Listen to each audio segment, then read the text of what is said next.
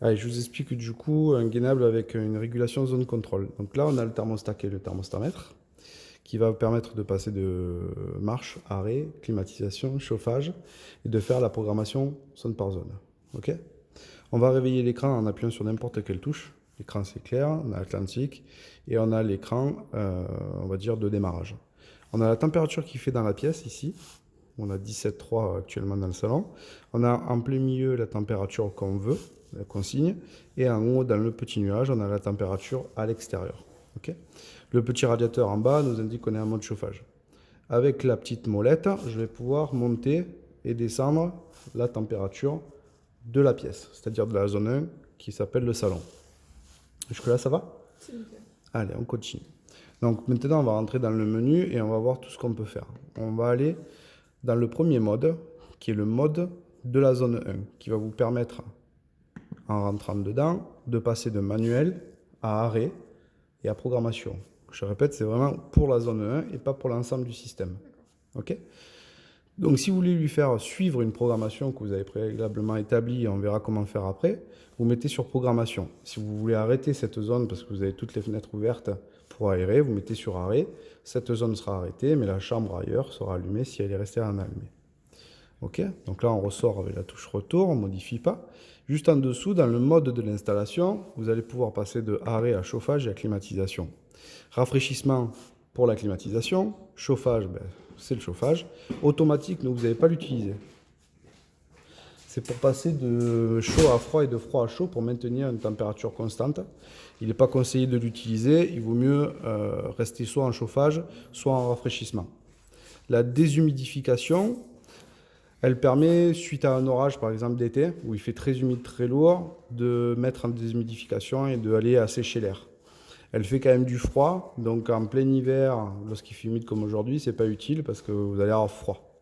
Donc il vaut mieux faire du chauffage à ce moment pour sécher l'air. Okay. Et le mode arrêt, ça vous permet d'arrêter tout le système. Donc voilà, tout le système, voilà, même s'il y a une zone à côté qui est allumée, tout le système passera en sur-off. D'accord. Ok.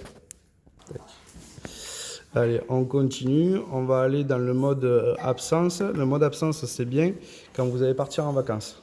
Donc, soit vous avez les valises dans l'entrée et vous êtes prête et prêt et vous mettez maintenant et la date de retour. Elle va se mettre en hors-gel le temps de vos vacances.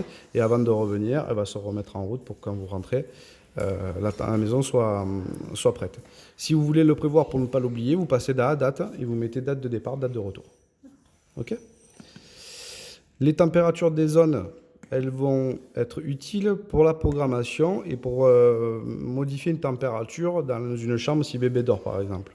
Donc là, on est sur le salon et on a donc plusieurs températures. Programme éco en chauffage, on est 21,5, 25 en climatisation, programme éco. Exactement pareil en confort, 23, 24,5 en clim.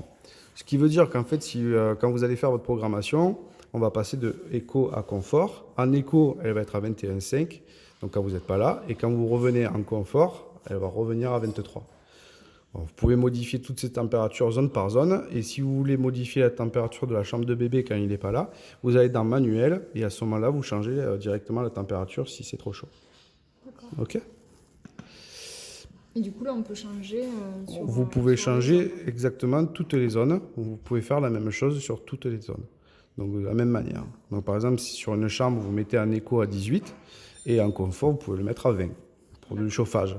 En éco, en clim, vous allez mettre 27 et 25 en confort, par exemple. Ok. 27, ça veut dire que ça va souffler Non, ça va maintenir une température de 27 en clim. Ouais, donc, plus chaud que ce qui est bien. Oui. Et par exemple, là, si Annabelle, elle dort dans la pièce, vous pouvez descendre la température à 18 degrés si vous trouvez que 22, c'est trop. Ok. Voilà, vu que c'est ouvert. Voilà. Hop. Et moi, c'est sûr vraiment quand je m'en vais, parce que je sais quand est-ce que je m'en vais. Du coup, on va y venir. On va aller dans programmation.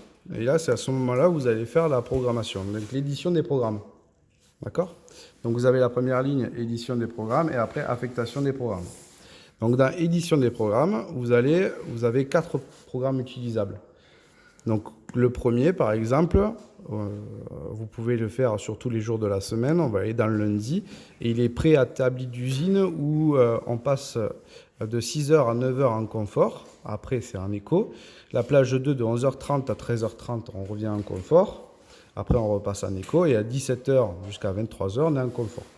C'est un programme préétabli pour un rythme de vie classique où on se lève à 6h, on part au boulot à 9h, on revient pour manger à midi, on part à 13h30 et on revient à 17h jusqu'à la fin du programme télé de TF1, 23h où on va au lit. C'est un programme classique qui est ajustable comme vous le souhaitez, vous changez les heures. On peut le régler. Vous pouvez le régler à votre guise. Donc si vous le levez plus tôt, vous mettez plus tôt. Si vous partez plus tôt, plus tôt, etc. Si entre midi et deux, vous n'êtes pas là, vous ne le mettez pas. Et du coup, on fait comment pour pas le mettre? On va en faire un. Donc on vient de faire une programmation qu'on va aller vérifier. Donc dans programmation, édition des programmes, on va éditer un programme qu'on avait fait ensemble. Donc on a vu qu'on avait programmé de 6h à 8h10 le matin et que le soir de 17h30 à 23h pour le lundi, mardi, jeudi, vendredi. Les autres jours de la semaine, comme le mercredi, on a fait une autre programmation où on a 3 plages horaires. Une fois qu'on a tout fait, on va affecter le programme et on va dans affectation des programmes. Et ces programmes-là, donc en l'occurrence le programme 1, on l'a affecté à toutes les zones. On peut en faire plusieurs des programmes si on veut que certaines chambres ou quoi ne soient pas chauffées. Et là, on voit bien qu'on a notre programmation qui apparaît en résumé, où on a les petits traits qui représentent les plages horaires. Donc jusque-là, c'est bon, c'est validé. On va aller dans Information pour continuer, pour voir ce qu'il y a dessus. Et on n'a pas grand-chose de très important. Dans Performance, il va nous donner un petit peu la performance instantanée d'énergie gratuite, c'est-à-dire grâce à la pompe à chaleur, vous économisez par rapport à l'électricité jusqu'à 66%. Ça a été cumulé depuis le 7-11-2017, ce qui n'est pas réel.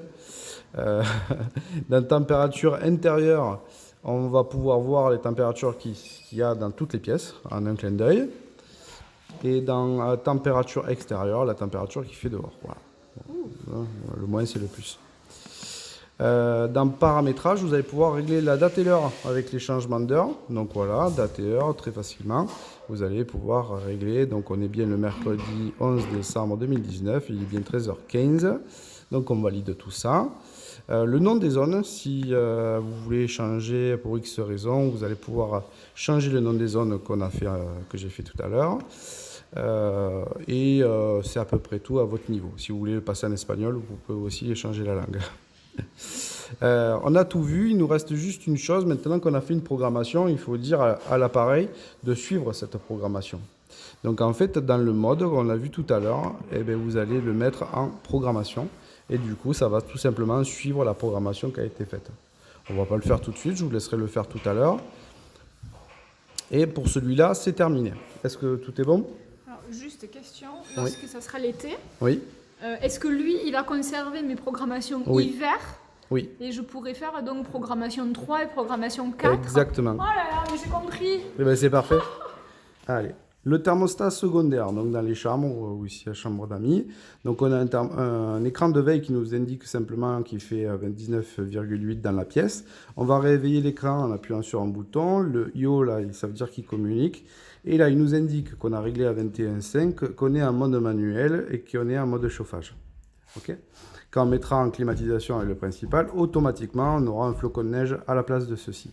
Si on veut éteindre la zone parce qu'elle n'est pas utilisée, on appuie tout simplement sur le bouton On-Off. Si on veut monter ou descendre la température, on monte ou on descend la température avec les flèches. Pour lui faire suivre la programmation qu'on a faite, vous allez plus la voir en manuel, mais lui mettre sur l'horloge. Et à ce moment-là, il suivra automatiquement la programmation avec les températures que vous lui avez données.